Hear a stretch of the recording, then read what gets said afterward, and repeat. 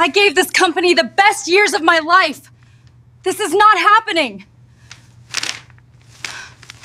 My name is Avery Chen. I'm 33 years old, and for the last 2 years and 11 months, my job title has been many things that don't fit neatly on one line: policy architect, compensation designer, reluctant therapist for founders, and the person who gets called when a small exception needs to become a rule th.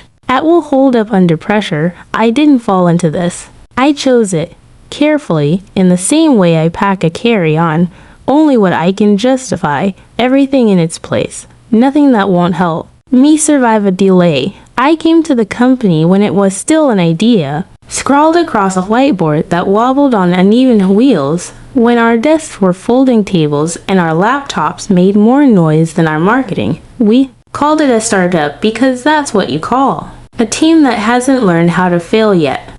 We called ourselves a family because we didn't know what else to call the late nights and the cheap takeout and the way you start finishing one another's sentences out of necessity, not destiny. At 9:02 p.m. on a Tuesday, my phone lit up on the kitchen counter. The email notification clicked into the room like a heel-to-tile echo, sharp, polished, a little theatrical. Subject line: your role has been eliminated. Your severance is cancelled. The grammar was correct.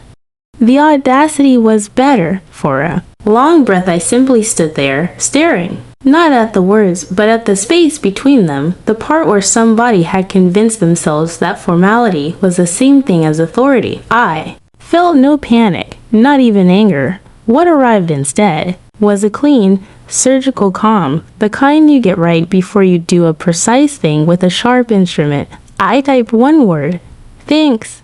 Then I lose the laptop and poured a small whiskey. Not for courage, but for ceremony. They thought they had pressed end. They didn't know they just pressed archive. If you think that's cold, let me confess something warmer.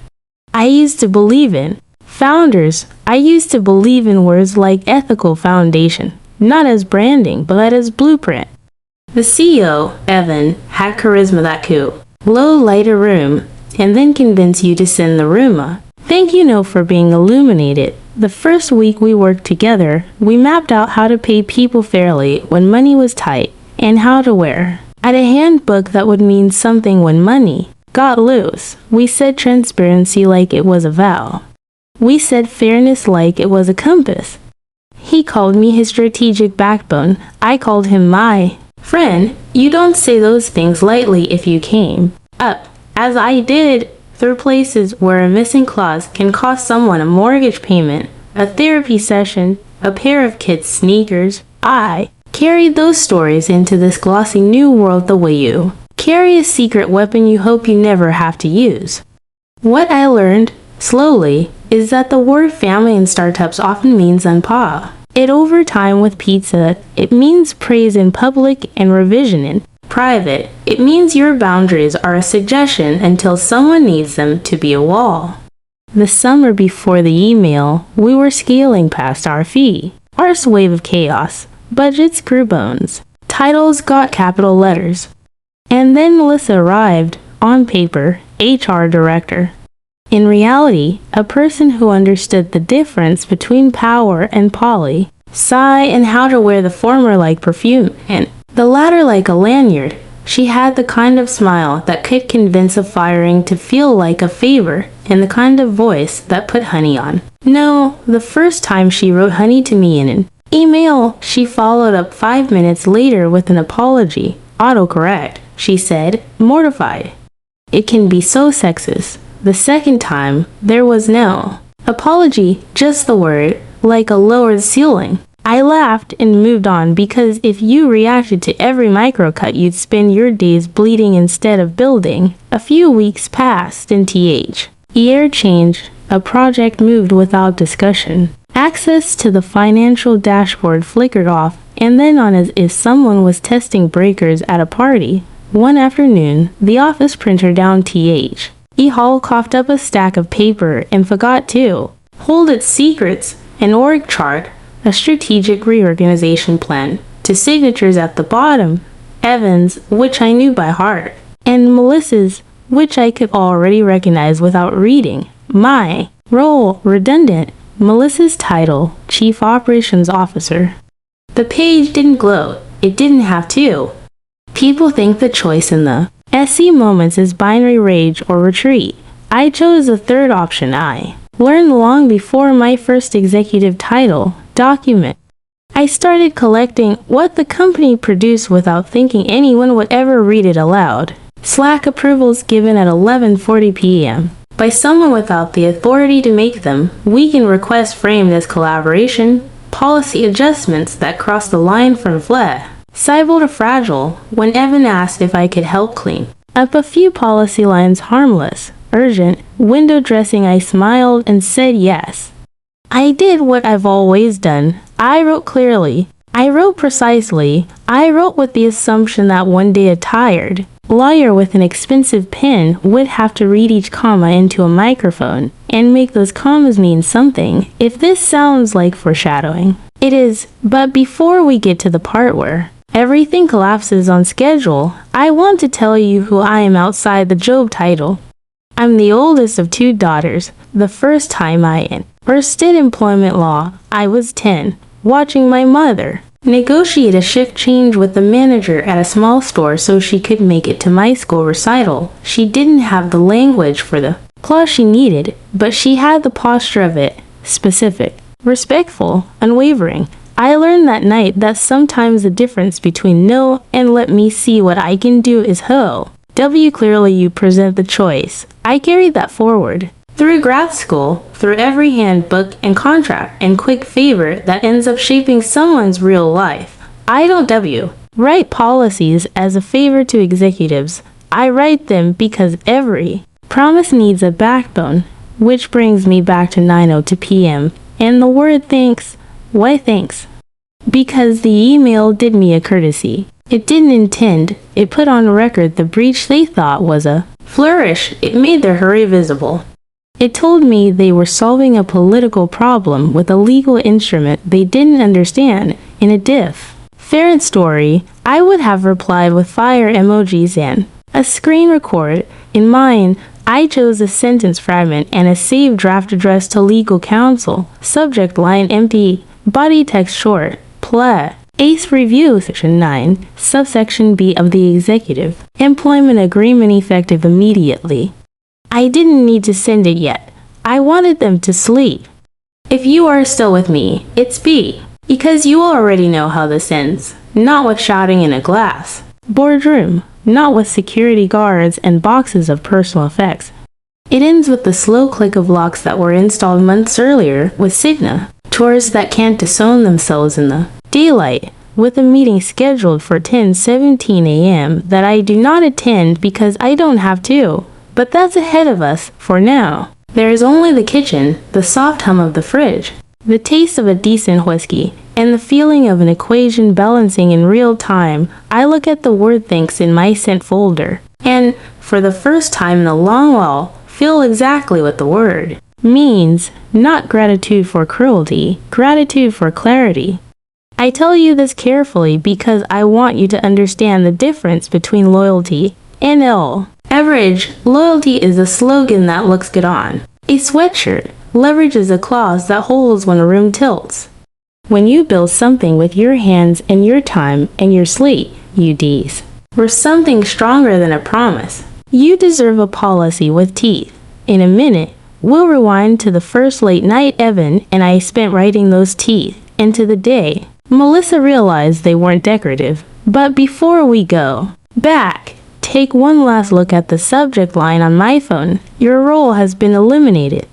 Your severance is cancelled. It's a neat sentence, almost elegant in its cruelty, the kind that tastes like power to the person who wrote it, and like opportunity to the person who knows what ink can do. That person, in this story, is me, and I am very awake now. If you want to understand why that email didn't break me, you have to go back to the airless meeting rooms where we first invented the company's conscience before we invented its logo. Back then the office smelled like cardboard and hand soap. We bought our desks from a liquidation sale and our coffee from whichever barista would let us pay next week. Evan called those months scrappy, but I remember them as careful. We didn't have the luxury of improvising ethics, so we wrote them down. Evan had that restless founder energy that makes you feel as if history was only waiting for your signature. He paced more than. He sat, sketching org charts on the backs of old pitch decks, turning nouns into verbs because verbs felt like movement. But when we shut the do, or at night, when the investors stopped dropping by, with their compliments disguised as questions, he would go still and listen.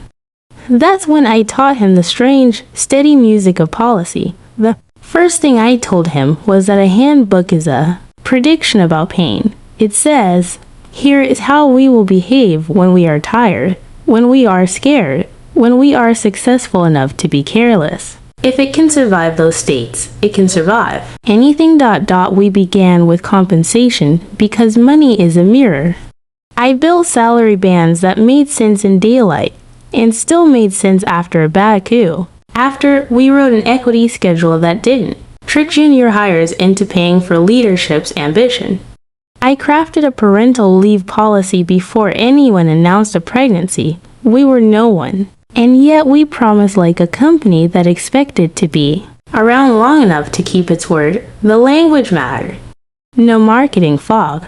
No weasel words. We wrote sentences that could be read by a person at their kitchen table without needing a lawyer on speed dial. When Evan said transparency, I said, then we show the ranges, the math, the method. When he said fairness, I said, then we rim over the secret exceptions and give managers a script for saying no without turning it into punishment. I saved the severance section for last because it felt like writing a will in the middle of a honeymoon. And he grimaced. I smiled. We kept going. The first draft was clumsy and sentimental. It presumed we would always be kind. By the third draft, I had replaced kindness with clarity, not because we didn't want to be generous, but because kindness is too easy to renegotiate. Clarity is not. I learned that from a woman I once interned under at a legal clinic, who taught me to write for the day a bad actor takes the chair, not the day your friends are in charge. None of this made us cynical, it made us adults. We also wrote about time because time is a currency. Most stolen and least repaid. I insisted on clean boundaries for paid time off, on-call expectations, and the bright lines between urgent and poorly planned. If you set the rules when everyone is calm, you can use them when someone is not. The policy language on PTO was as simple as I could make it. When you are on leave, you are not working. No, just a quick favor. No collaboration requests framed as career opportunities. I had seen too many companies turn rest into performance. We would not. That was the promise, and it was written where no one could pretend they hadn't heard it. People romanticize early-stage chaos because it flatters their endurance. The truth is less cinematic. It's spreadsheets at midnight. It's telling a founder that their favorite exception is a lawsuit dressed as a hug. It's explaining to a manager why they cannot borrow overtime without asking payroll to perform magic tricks with federal law. Evan listened. He didn't always agree, but he listened, and when he didn't, I would hand him the cleanest version of the choice and let the risk sit between us like a glass of water neither of us touched. We earned each other's trust by surviving those choices. He called me his strategic backbone. I corrected him once, gently. I am a part of the skeleton you only notice when it's heard around us. As funding arrived and headcount grew, the culture began to paint itself. New people bring new weather.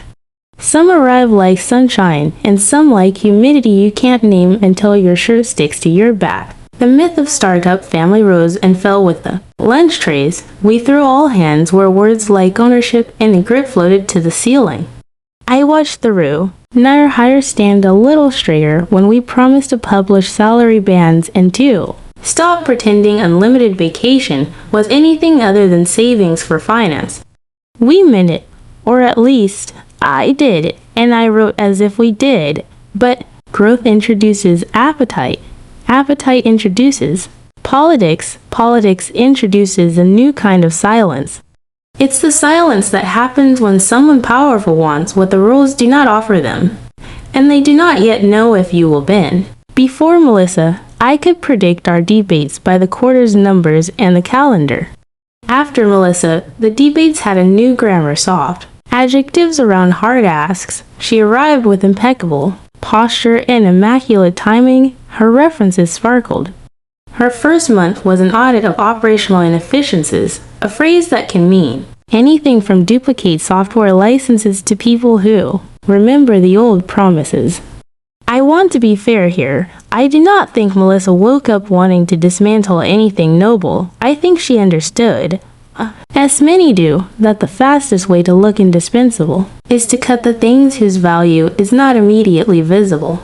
Documentation is invisible until it isn't. Equity fairness is invisible until a candidate compares offers. Boundaries are invisible until a weekend call demands to know why you are not available. She smelled invisibility and called it waste. And because she arrived during the season when investor updates multiplied and our burn rate took up more oxygen in every room, she found an audience.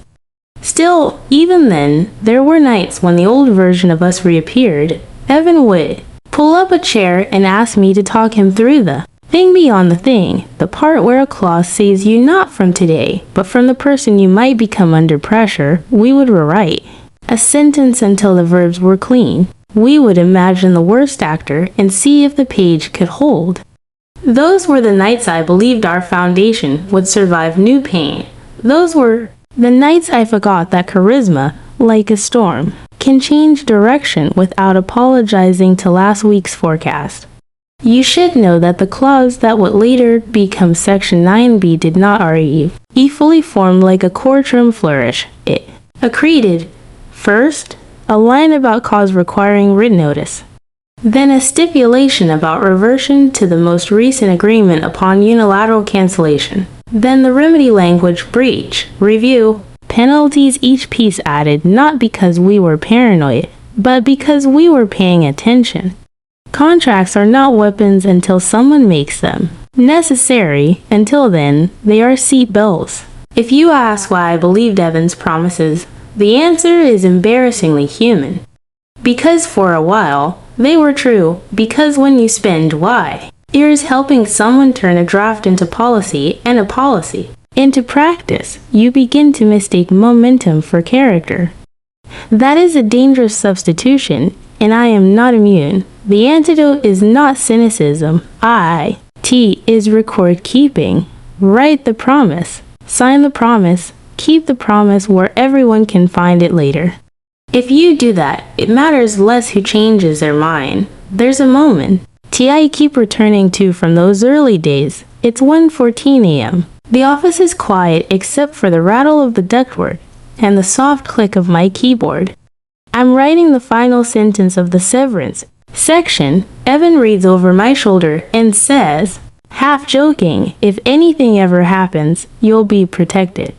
You've earned that. I don't turn around. I just move one, comma, and press save. It is not a prophecy. It is a record. That difference will matter. We left that night believing we had protected the company by protecting its people. Maybe that sounds naive to you now, knowing what comes to me, it still sounds correct, because the only way to keep a promise through growth, through leadership changes, through ambition and appetite and weather is to write it so lines that even the future version of you cannot wiggle out without leaving fingerprints, and fingerprints, as Melissa learns, are exactly what audits love.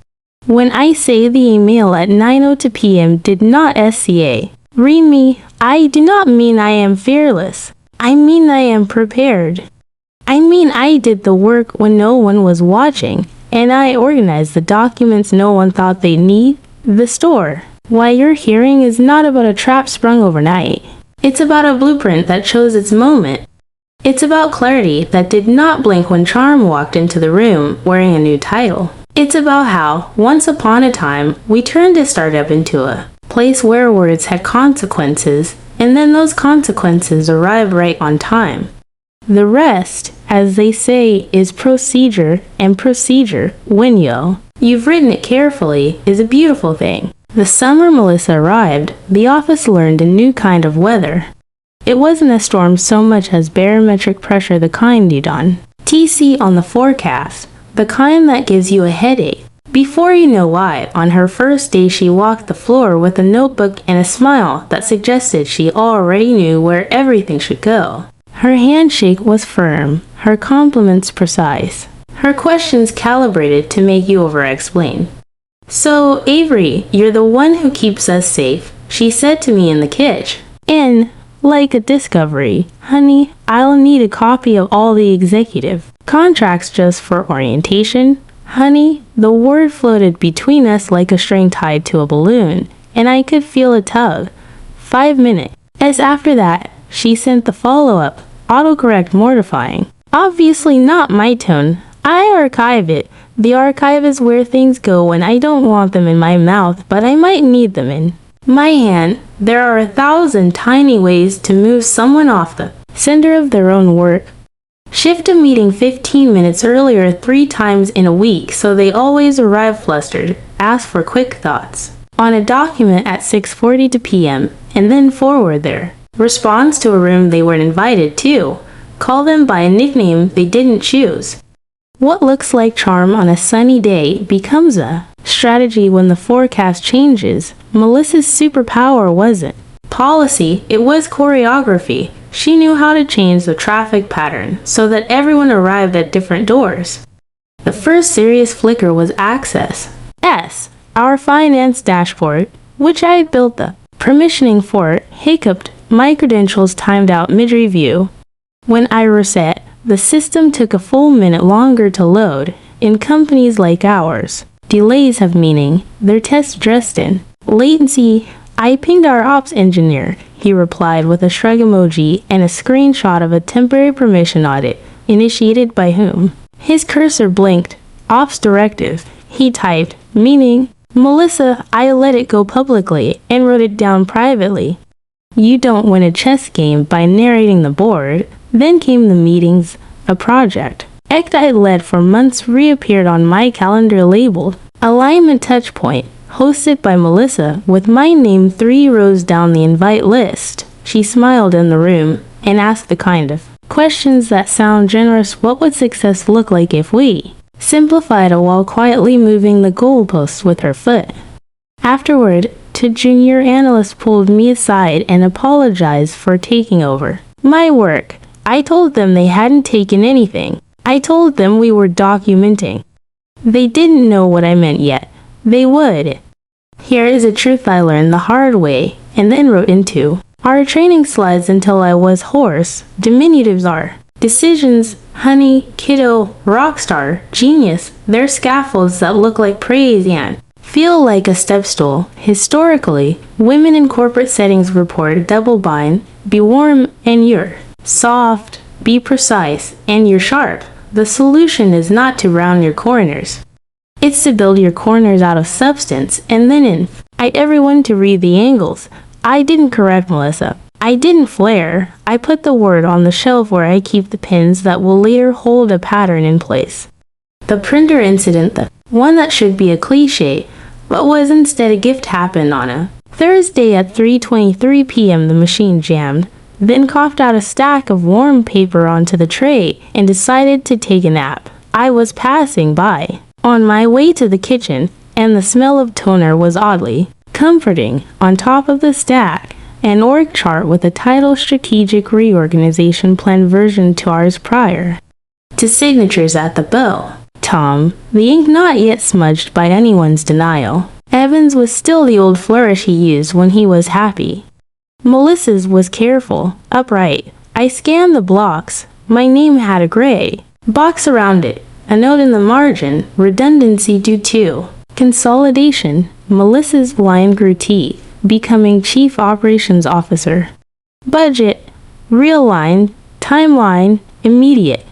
I stood for a full minute, TH, and slid the pages face down back into the tray. I took nothing. You don't have to steal what is already yours. The knowledge But knowledge likes company, so I opened my notebook and wrote 3 lines, 3:23 p.m., print tray, V to reord plan, signatures and plus MR, title. I drew a small square beside the lines and filled it in. I didn't feel rage. I felt the clean click of a puzzle piece sliding into the space I had left for it. From that point on, I became a conservator, not of artifacts of facts. Emails where Melissa approved late-night expenditures outside her scope because SC will tidy later. Slack threads where Evan asked me to be flexible with on-call boundaries for certain favored teams. Calendar invites that should have included a compliance review boo. T didn't. I exported, time-stamped, and stored. Not to weaponize, to withstand, to outlast the room's memory when it decided to forget. Around me, whispers learned my name. People stopped conversations when I walked into glass rooms, and then, after a while, they didn't, because that's what happens when a new normal gets tired of pretending to be new. There was a dinner on. Team building, artisanal pizza, the sin of basil making. Everyone sentimental where Melissa toasted lean operations and Evan toasted evolution, and I watched the junior hire smell. As if someone had just told them they were winning. I smiled too. Then I went home and refined a clause. What clause? The one they later read into microphones as if each comma could be negotiated by charm. It be. Egan life as a simple insistence. Cause must be. Written and elimination without written cause reverts severance to the most recent agreement.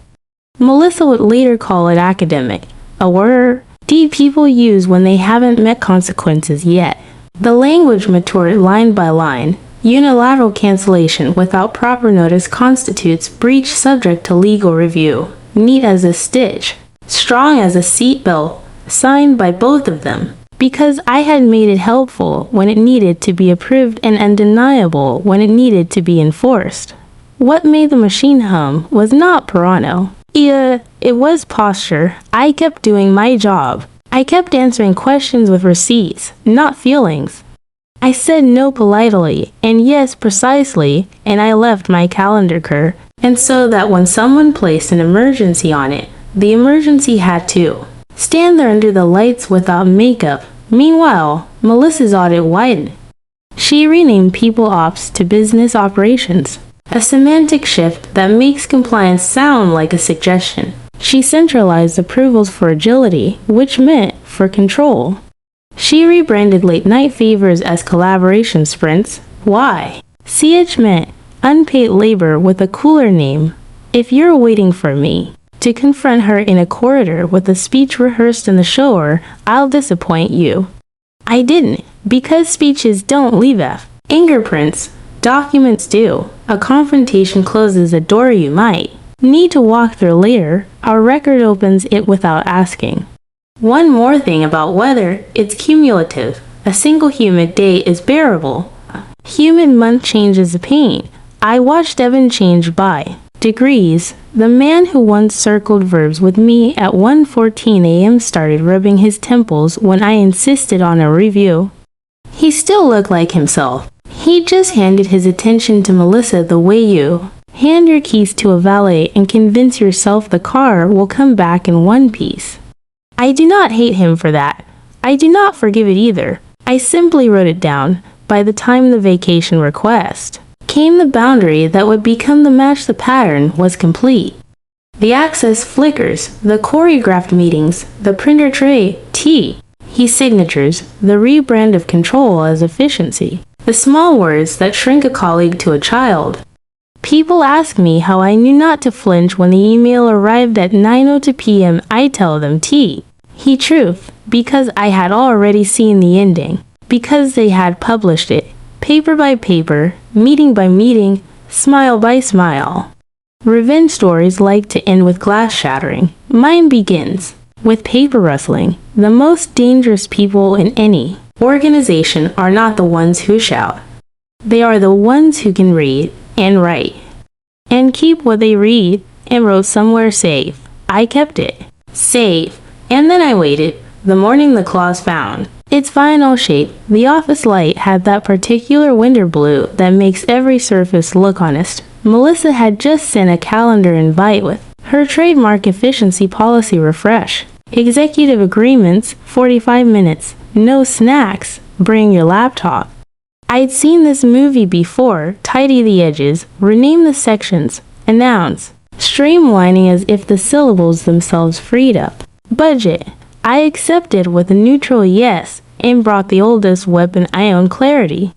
There is a difference between clever and clean. Clever hides in loopholes, clean stands in daylight and asks to be read aloud.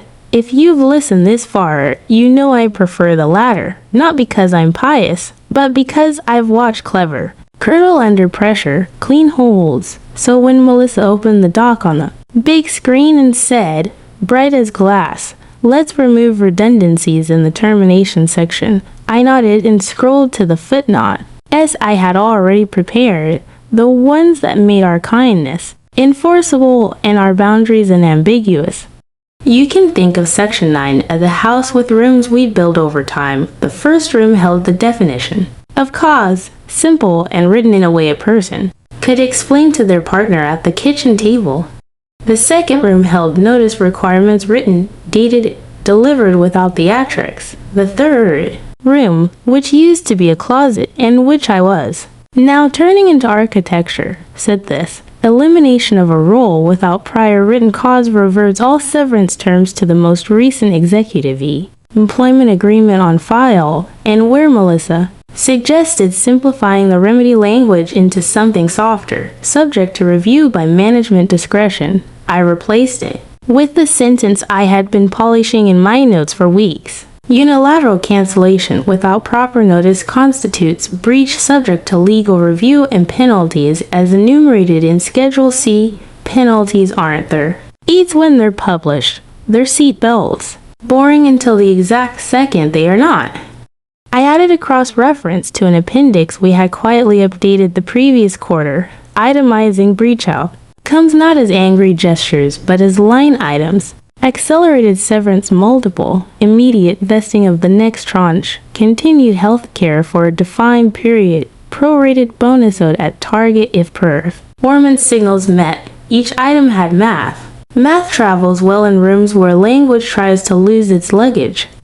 People sometimes ask me where I learned to write like this, as if technical S and tenses arrive the way thunder does.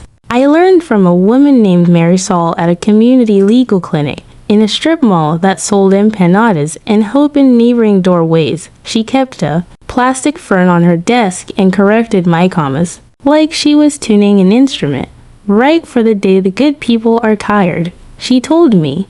Write for the day a clever son finds your policy when no one is looking. Make it hold. She taught me to imagine a microphone and a board attorney in a room full of impatient faces. If a sentence can survive that microphone, it can survive a founder's mood. Melissa, to her credit, didn't flinch when I walked through the edits.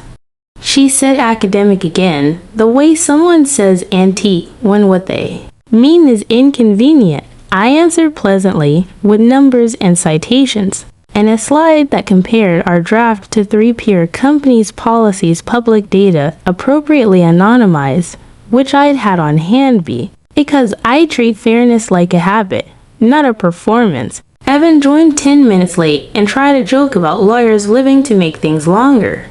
I smiled and returned to the page. The page does not allow GAH, the page records between meetings. I built the armature around the clause.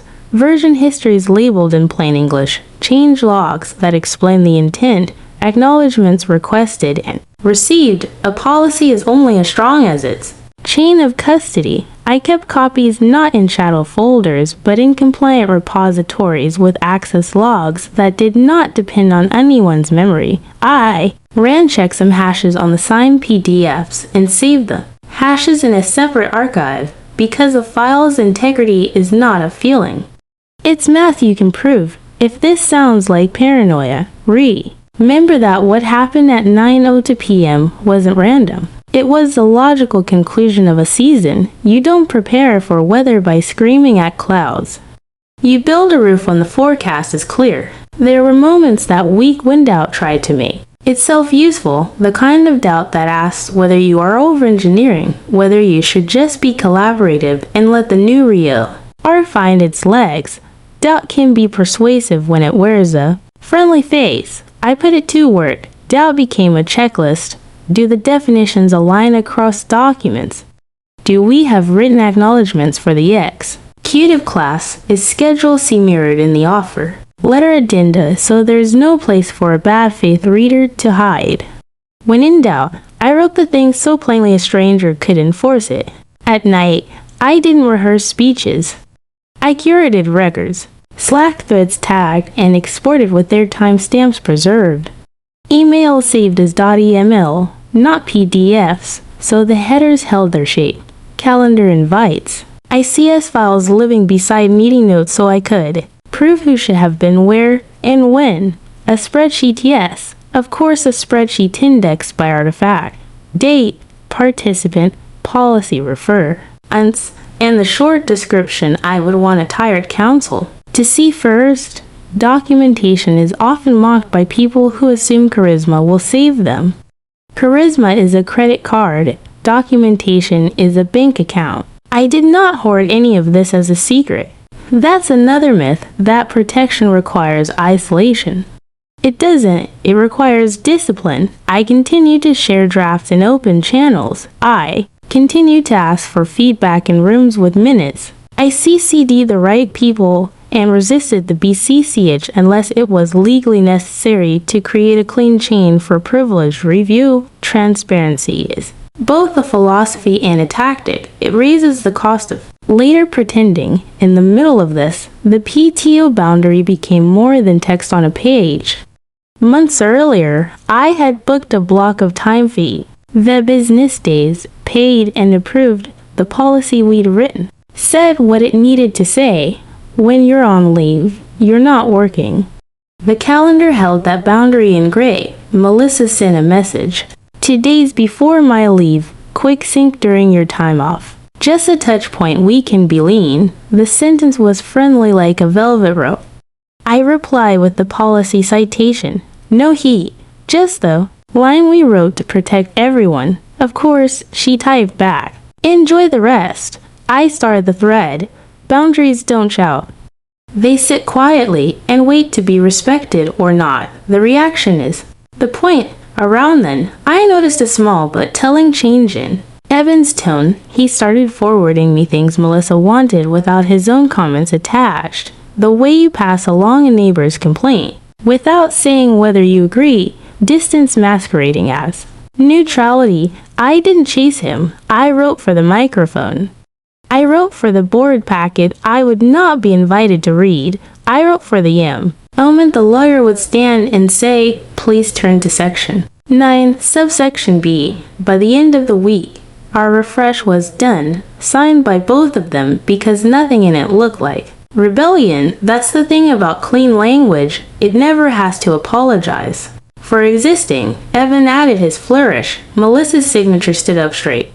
I filed the final, posted the summary to the policy channel, and scheduled the training notes to go out the following Monday. Then I closed my laptop and went for a walk in air cold enough to sting. You cannot control whether people will keep the promises they say, and you can control whether the promise has a spine when someone tries to bend it. If you want a cinematic moment here, there isn't one. No triumphant soundtrack, just the quiet click of a fin, all period, and the way my breath looked honest in the cold. I thought about Marisol's plastic fern, about my mother's shift change, about 100 kitchen tables where people explain to the person they love why they need the words on a page to mean what they say. And I thought, with a steadiness that felt like relief, that we had built something that would hold. Not because I trusted the people in A room, because I trusted the sentence that would still be true when the room changed. The next event in this story is an email at 9:02 p.m., but before that, there is a boundary observed on paper and challenged in practice. There is a vacation that is not a loophole. There is a clause that does not raise its voice. There is me, 33, walking home under streetlights that made the sidewalk look like a ledger, knowing that sometimes the bravest thing you can do at work is write one clean line and refuse to make it smaller when someone smiles. The first morning of my vacation began with the kind of silence that doesn't feel like absence. It feels like permission. I turned off my alarm, left my laptop sleeping in its bag, and watched the ceiling for a few minutes like it might answer a question I hadn't asked yet. Outside, the city moved on without me. Trash trucks, dogs negotiating leashes, the stubborn opera of construction. I made coffee slowly. Rest is always SL, or than urgency imagines. The calendar square was shaded gray from 9 months earlier, an approved block of PTO, clean and unambiguous. We had written the policy so it could be read at a kitchen and table without a lawyer. When you're on leave, you're not working. My phone sat face down, not out of spite, but out of self-respect. At 8:41 a.m., it buzzed anyway. Melissa N. Enjoy the time off. Tiny thinking you peek at the comp matrix. A candidate's pushing for a quick decision. A tiny thing is how boundaries are taught to apologize. I flipped the phone upright and typed, on PTO per policy, please root through acting owner, or wait until I'm back. See policy 4.3, PTO boundaries. I didn't add a smiley face or an apology. Boundaries don't need access. Worries, she replied. Of course, you've earned the rest. Then 3 dots. Appeared, disappeared, appeared again. I put the phone back down like a lid. The rest of the day unfolded exactly as rest should. Errands that don't feel like tasks. A book that made time look generous. A nap that felt like inventory. In the afternoon, I walked past the office, not because I needed to, but because bodies are creatures. Habit. Through the glass, I could see the new signage, business operations in silver letters where people operations used to be. Melissa walked by holding a folder, posture immaculate. She didn't TC me. I kept walking. You don't tug at a line too. See if it's taut. You trust the knot you tie. By evening, the sky had folded into that precise indigo that makes windows look like mirrors. I cooked. I listened to the radio. The laptop stayed asleep.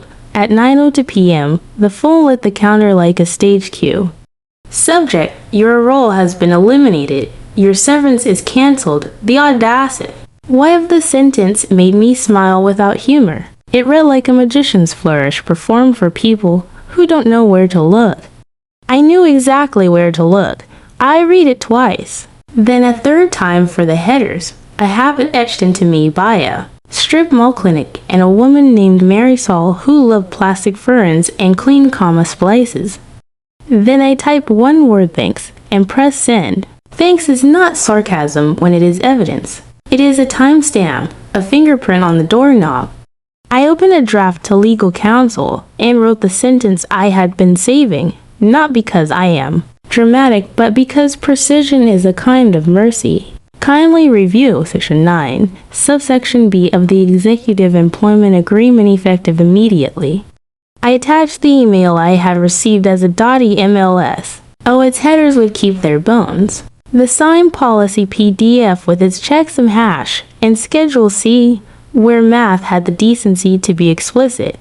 I did not send it yet. I said it too. Scheduled send at 7:59 a.m., 3 minutes before the workday would pretend to wait. Then I poured a small whiskey and let the ice learn the room.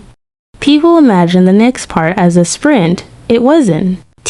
It was a relay I had been running for months. And all I did at 9:02 p.m. was hand the baton to the part of the process that knows how to read.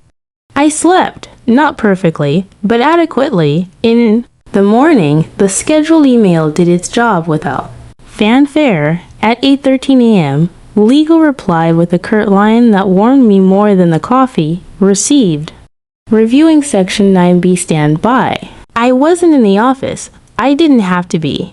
When you write for the microphone, you don't need to stand at the podium. By 10:17 a.m., the board had convened for a meeting I was not invited to. to P. People who were one a director I respect, another an engineer who texts like a broadcaster sent me updates without adjectives. In a glass conference room where success usually performed its posture, the company coup, and Self stood with papers in hand and read. I can see it without being there. His voice even, not bored and not angry, because the law prefers tone that does not twitch. He started with, definitions cause, notice and then walked into the room I had finished building. In the event of a position's elimination without prior written cause, all severance terms revert to the most recent employer. In an agreement, any unilateral cancellation without proper notice constitutes breach subject to legal review and penalties as enumerated in Schedule C. This is where stories usually insert heat. What IPR? Effort is detail. Evan's coffee, which he always held like a prop, slipped from his hand and collapsed on the table in a brown bloom. Someone handed him napkins that would not add anything that mattered. Melissa looked down, blinking fast the way people do when their scripts try to turn into policies in real time. A director asked a question that was a statement wearing a question mark. This was sent during approved. PTO, the counsel answered without adjectives. Yes, a silence did the arithmetic. Penalties aren't revenge, they're math. With a codon, Schedule C translated embarrassment into numbers. Severance tripled under breach. Acceleration conditions triggered. Healthcare continuation locked. Bonus prorated at target because someone had decided to. Skip the part where cause isn't a vibe. Legal described the options with the emotional neutrality of a librarian. Wires owed under policy or escalate to breach litigation where discovery will load at cost, time, and public curiosity. Charisma is very bad at math. Policy is very good at it. At 11:02 a.m., my texts were brief. They're reading it. At 11:03, 7 a.m., board counsel firm. At 12:06 p.m., a line that said more than its syllables. Funds authorized. By noon, my bank app updated with a number that looked like justice trying on understatement. The wire land. Ed with the quiet dignity of a decision that arrived on schedule. There was no confetti. There was the unceremonious satisfaction of a calculation that balanced. At 1:13 p.m., IT did what IT does when ends. Trucked it by counsel, audit trails, access reviews. Then lockouts correlated with findings. At 2:03 p.m., a team chat lit with system messages Tran removed from #exec-updates. Reels removed from #ops-global, cold, automated, mercilessly. Specific, Melissa's badge failed its small test at a turnstile that only respects what it's told to respect. The board announced an internal review not as theater but as a calendar object. You can judge a company's integrity by whether its audits have dates. I did not gloat. If that disappoints you, you might be addicted to spectacles.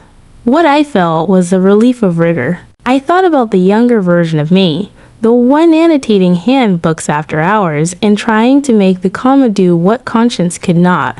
I, though, thought about my mother asking for a shift change like she was building a bridge across a river named No. I thought about Marisol's fern, and the way she insisted that words are not meaningful until they survive a test.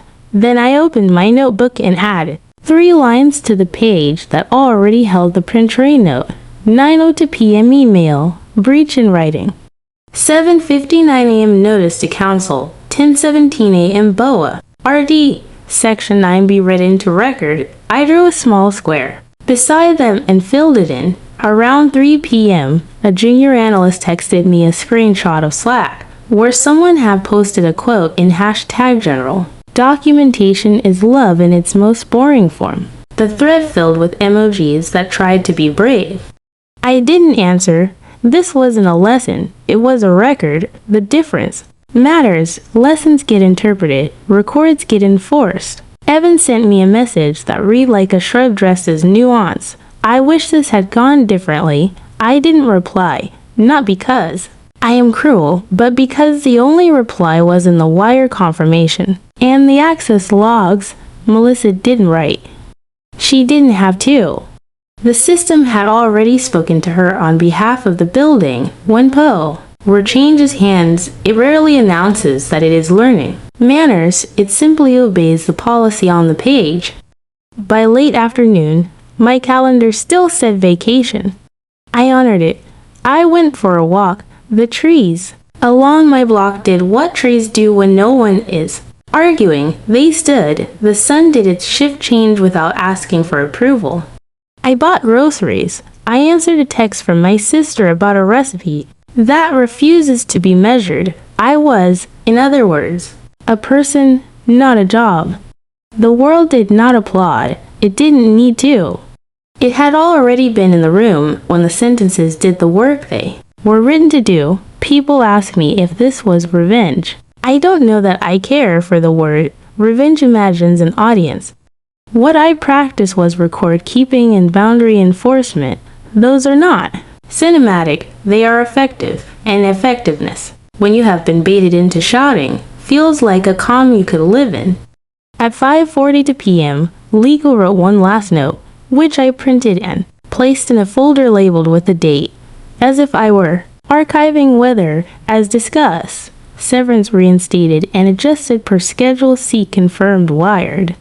Internal review ongoing. I put the folder beside the others, not as a trophy but as a trail. If anyone ever asked how it happened, how something as heavy as a company could be moved by something as small as a sentence, I wanted to have the decency to show my work. Then I closed the cabinet and poured another drink, not to celebrate but to mark an ending I had planned for without hoping for. The ice had the courtesy to click. The NIGT arrived on time, and somewhere at a table I will never sit at again. A lawyer capped his pen. A board packet gained a tab, and a subject line that once tasted like power learned what policy tastes like when it keeps its teeth. There's a rhythm too. Aftermath, if you listen for it, it doesn't sound like victory. It sounds like procedure putting on its shoes. By noon on the day of the board meeting, the wire arrived exactly as counsel said it would, reinstated, adjusted, and multiplied under breach. Numbers that had once been theoretical now behave like gravity. I watched them settle into my account with the quiet finality of a verdict that did not need applause. Money isn't an apology. It's compliance with math, but sometimes compliance is the most eloquent thing. Assist M can manage. The company, too, learned its rhythm. IT began its choreography, credential sweeps, forced password rotations, a careful look at approval logs that had been treated like elastic. At 2:03 p.m., system messages walked across team channels, like small, polite eulogies. Tran removed from hashtag exec dash updates dot double quotes, embryos removed from hashtag ops dash global dot double quotes. When access ends, it doesn't slam a door, it lets a badge blink red at a turnstile, and the turnstile does not perform compassion. That Friday, Melissa's badge failed exactly where policy said it would. On Monday, Evan saying, "Up down," the phrase leaders prefer when they are walking backward away from a decision they authorize and now cannot explain without discovering their own fingerprints. I'd be lying if I said I felt in a thing. Relief visited first, then a hollow ache for the first version of us, the plastic tables, the good faith, the how we sharpen verbs together at 1:14 a.m. I didn't call it nostalgia. Nostalgia is a trick that edits out the parts that hurt. I called it inventory. You can miss what was good without pretending the rest didn't happen. And then there was the inbox, the day after the wire. My lawyer forwarded the formal settlement confirmation, one paragraph for what was due to me, 2 paragraphs for the mechanics of the board's internal review. Tucked in was an optio, and that hadn't been present in the original policy. It had become possible because of breach penalties, a discretionary allocation. The board could either absorb the penalty as a loss or apply a defined portion toward employee support line items extended. COBRA contributions for anyone impacted by the reorg, enhancement of the severance rubric for non-executive staff affected during a 6-month window, and the creation of a small emergency fund, managed by People Ops who, after a week of naming arguments, were People Ops again. The clause I had written didn't require that gesture. It just made it available, and because availability is a form of ethics if you know how to use it, I asked my counsel to condition my acceptance on that application, not as a vanity demand, as a test. If the company had learned anything from reading a clean sentence into a microphone, it should be this policy is most honest when it protects those without microphones. To the board's credit, they didn't argue. Perhaps they were tired. Perhaps the numbers made more sense than their pride. Perhaps the lawyer standing with papers in hand had advised them that generosity looks a lot like prudence when auditors start learning people's first names. While the review unwound, the public narratives quietly rearranged themselves. LinkedIn, that liturgy of curated half-remembering, did what T always does when a storm passes. It published weather reports written by the people who forgot to bring an umbrella. Evan's headlines softened into founder, advisor, product thinker. The verbs that once strutted became past tense. Melissa's profile, once crisp and declarative, became a collage of fractional and interim with the kind of tays that suggest you will not be taking questions. I did not feel triumph reading any of it. I felt clarity. There is a difference between a story and a record. The record had already been made. The junior hires the ones who had pulled me aside to apologize for taking over my work during one of Melissa's alignment touchpoints started sending me notes. Not dramatic, just precise. Salary bands. Still published, thank you. Manager asked for week and sprint. I cited for point 3. It held, documentation is a kind of love that doesn't insist on being recognized. It just wants to be used. Watching PO play use it felt like breathing done right. I could have left it. There a wire, a folder, a moral, but if you've heard me at all, you know I don't like neat endings that skip the meeting about what comes next. So I asked for one more line item, a brief learning session recorded, facilitated by counsel, and the interim HR lead, not Melissa, titled with the least sexy phrase in the language. How policy works when you're tired. I didn't host it. I didn't attend. The point was to institutionalize a habit, not to send her a story. They ran it the following week over a lunch hour. Someone sent me the deck. Sly one was a sentence I recognized. Right for the day the good people are tired. There was a photo of a plastic fern that made me laugh alone in my kitchen, somewhere. Mary Saul would have approved. People ask me in subtler ways than the internet does what I plan to do next. The question implied a choice between noise and silence. I prefer a third option. I keep coming back to clear, sustained signal. I took meetings that were not about roles, but about architecture, helping a couple of companies audit their promises before their weather changed. Writing language hat could be read at a kitchen table and survive a boardroom. I said no to anything that sounded like a stage. I said yes to anything that involved a clause, and in the quiet pockets between consolda tie-ins, I encountered my own life again. My sister sent me a photo of our mother holding a new pair of sneakers for the neighbor's kid. She says this is interest on all the shift swaps the universe still owes her. I texted back a heart, and a comma joke she would pretend not to understand. I cooked the recipe that refuses to be measured and made peace with the fact that it's sixes. S depends not on quantities, but on attention. I walk the same block where the trees do not perform their integrity. They just embody it. The board's review concluded without spectacle, were dislike discoveries, findings, and controls. Appeared in a memo that would never trend. The coup title was retired. Business operations returned to people operations, as if a company had remembered that people is not a liability, but the reason. The lights come on. A modest announcement was posted in #general policy training sessions will be held monthly. PTO boundaries reaffirmed. Compensation matrix visibility reaffirmed. Emojis did their best. The best thing about the announcement was how boring it was. Boring is underrated. Boring is work getting done well. Everyone's blood pressure stays where a nurse would like it.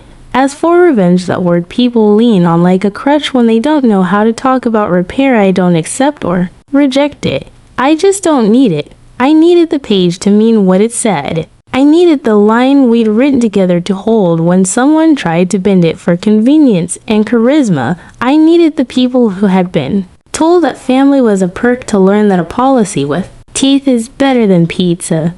Those needs were met. On a Monday afternoon 2 weeks later, a familiar name popped into my inbox.